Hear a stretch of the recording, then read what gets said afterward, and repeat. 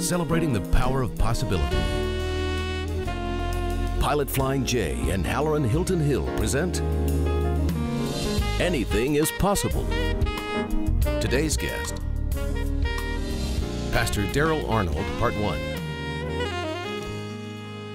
Welcome to another edition of Anything is Possible. I'm Halloran Hilton Hill, and these are great stories about great people whose lives prove that anything is possible. This week, Daryl Arnold. Thank you for joining us. Thank you so much. It's good to be here. Appreciate you, Hal. When I say Chattanooga, Tennessee, you say what? Home. When I say home, you say what? Chattanooga. Tell me how that city shaped you. Take me to the beginning of your story. Man, I was born in 1970, and I was born in an interesting situation. I was the youngest of five. My mother raised all of us by herself. I didn't know my father till I was about 18 years old, and just really never had a significant relationship with him. But what my mom taught me is that if she poured into me and if she gave me all that she had, then I could be better than what she was. And so she's just been a rock in my life for a long time. I'm still the type of guy that'll go home at 45 and get into bed with her. And so Chattanooga really shaped me early with survival. It taught me how to survive. What were you surviving? Extremely poverty, poverty, rejection. Still kind of struggle with rejection in regards to my father. There's been some healing that has taken place in the last couple of years, but poverty, rejection, and frustration. Just kind of where I lived, how I grew up, the embarrassment of not having anything, and I remember not eating at school because I didn't want to pull out my free lunch card, and I was surviving embarrassment. How did you even have a sense of embarrassment if you didn't have something to compare it to? That's a good point. You know what I mean? That's a really good point, because a lot of the people that I was sitting around were struggling with the same issues. And the reason I say that's a good point is because I don't remember a lot of guys that I hung out with that had fathers. And so I really never felt the rejection of not having a father till I got older and became one. And when I had that deficit in my life of not knowing exactly how to make decisions in regards to parenting, that's when I went back and said, wait a minute, somebody should have taught me this, I should have had an example, a model. And so I don't know exactly where I got that sense of rejection and embarrassment from. It was just internal, it was there. Yeah, I knew that there was something supposed to be better. And I could see on my mother's face. Maybe that was it. Yeah, the struggle. And the tension and the frustration. Here's the truth. My mother, I didn't see my mother a whole lot because when I woke up, she was at work. And when I went to sleep, she was at work.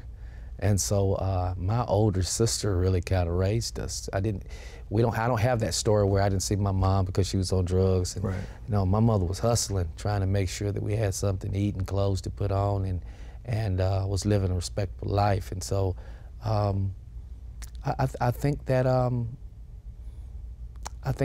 probably saw it in her face, and I probably heard it in her voice. Yeah, I'm a big believer that we kind of take on or absorb the energy that we're in and around. Yeah. I think for me, you just struck on something that just really hit home, man. I would notice when my mother laughed, because her authentic laugh was so much different than her necessary laugh. Yeah. And when I would, in these moments where she would have she would laugh like from hysterically, which didn't happen often. Yeah. It marked for me all the other laughter that was supposed to be there so that I would think everything was all right. Yeah. And in an early age, I could tell the difference. And I wanted to make her laugh. I wanted to see her smile. And when you're kids, you don't you really don't know whether or not it's because of you, something you need to do more. We'll talk about that more in a moment. Daryl Arnold is my guest. You're watching Anything is Possible. Possibility powered by Pilot Flying J, Covenant Health, Home Federal, and the Knoxville News Sentinel. Coming up. Well, sometimes, you know, we make mistakes, and it doesn't matter whether you're a mechanic or a surgeon or a pastor, we can make some mistakes. And my father made some serious mistakes in his youth. Daryl Arnold is the pastor of Overcoming Believers Church. He has boundless energy. He has unlimited swag. He is one of the best dressed people in America. He is a rock star, and he's my friend. Welcome to the broadcast. And you're ridiculous, but you're still my friend. Right. Note that he said I'm ridiculous. He didn't say I disagree, I disagree, I disagree. I'm just ridiculous for shining a light on what we all know. Thank you for being here. Thank you. We're talking about growing up in Chattanooga and your mom and what you saw and what you experienced. Youngest of 5, didn't have much of a relationship with your dad. Rejection, embarrassment, poverty are the things that you outlined, which seems to be the perfect recipe for failure. That's exactly right. Right, that's a Molotov cocktail right. of... It is, it's explosive. Yeah. Right. So I know what the question is. The question is, okay, so how do you get on the other side of that? Yeah. Here's the blessing. The blessing is any of my siblings could be sitting here. That's what makes it even more difficult to understand, because any of my siblings could be sitting here. The youngest girl is a professional, makes tons of money, lives in Atlanta, just is phenomenal, a rock star in Atlanta. The next sister, just a preacher of the gospel, you know, the more spiritual person in my family than me. Just crazy gifts and anointing. My next sister is married into just icons in Chattanooga, doctors' families, and very strong. And my brother is a deputy chief of police in Chattanooga. So the question then is how does that happen? I mean, you've kind of gone through the list of what your brothers and sisters became, and you guys were talking about that. You talked about the hand of God, but is it really that simple, or is there something else? Well, I think it's not that simple. Faith without works is dead. But again, I really believe that it was mentors that were in my life that was making up the difference. Like my mom, you know, my mother taught me everything I know about community and family and being something that your family wasn't. Let me give you an example. On Fridays, I remember like it was yesterday.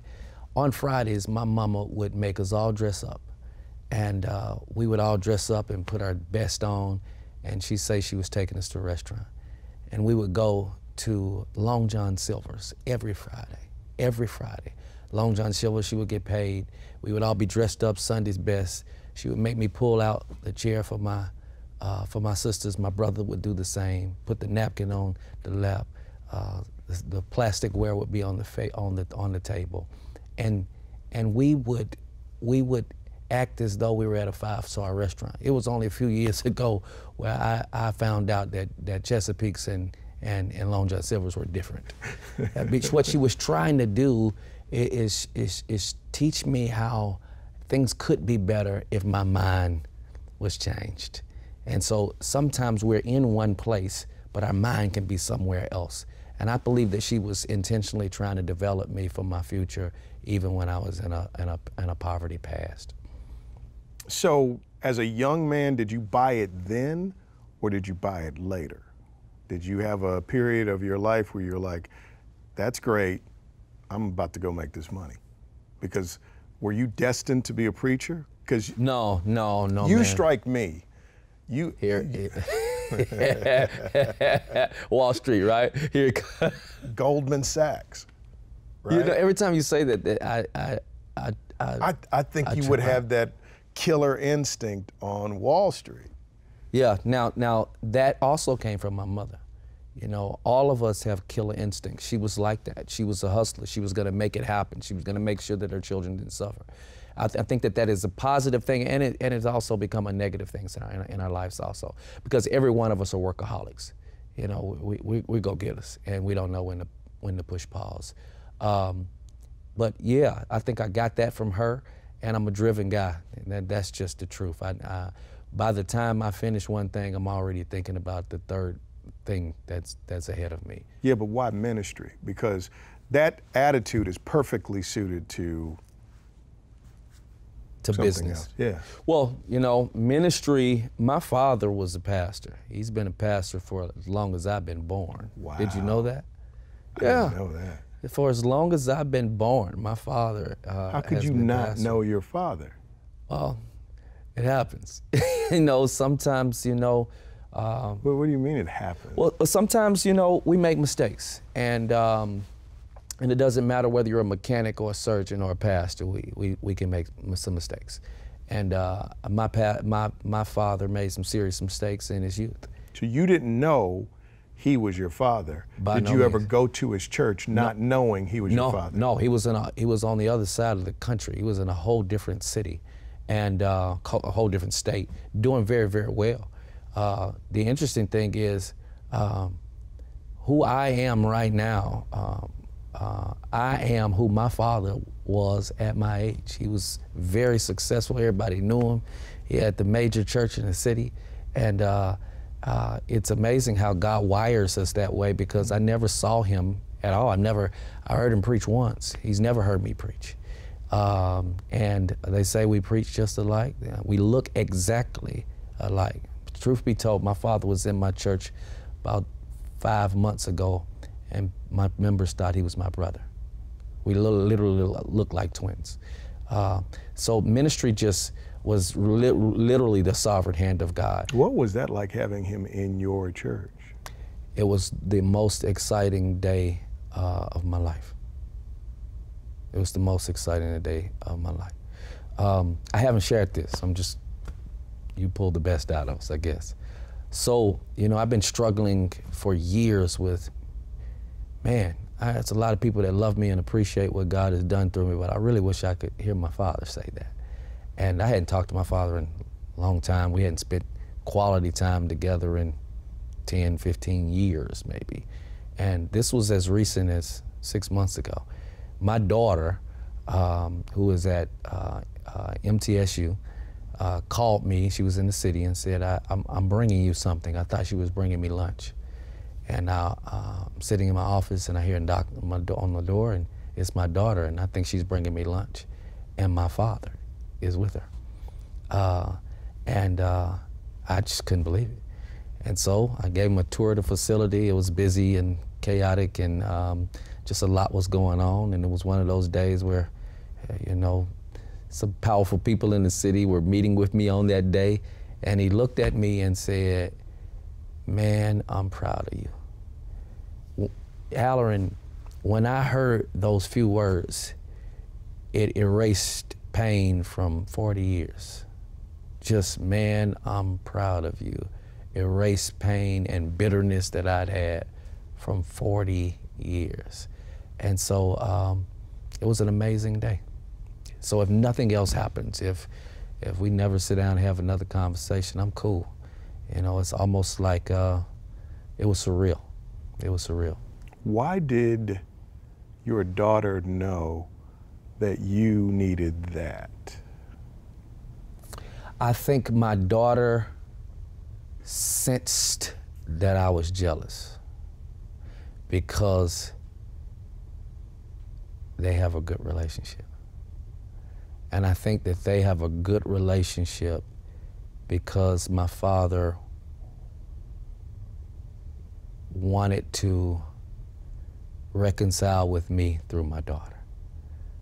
I'm 45 years old, and my daughter, he met my daughter when she was 16, 17 years old, and they've been close ever since. She probably has talked to him 10 times this week, you know. I think that every time he tells her he loves her, he's telling me he loves me. And every time he buys her something, he's buying the 16-year-old me something. And every time he says he hugs her, he's hugging me. And I believe that my daughter probably said to herself, this is really what my daddy needed growing up. And I think she may have felt like there was a sense of jealousy there, which might be true. Let's take a break. Daryl Arnold is my guest. You're just seeing the beginning of his possibility story. More when we come back.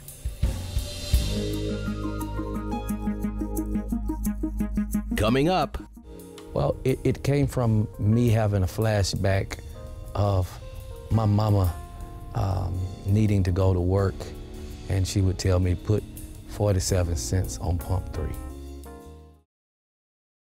Welcome back to Anything is Possible, and we were sitting here talking about that vacancy that's in a young man, Yeah. and this is going to factor into the rest of the conversation. But the reason I wanted to know what Chattanooga felt like and what home felt like, and about your beginnings, I've been studying screenwriting, trying to figure out how to tell stories better.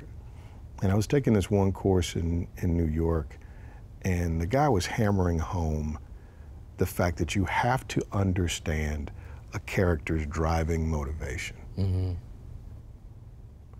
Something happened, and it infects and affects everything they do. It's how they see the world, it gives them madness or mission. It does something. And as you've talked about, you know, connecting with your father and that vacancy, as big as the power of your mother's influence was and presence was, it seems like the absence of your father had as big an impact. Oh, yes. Presence and absence shaped. Yeah.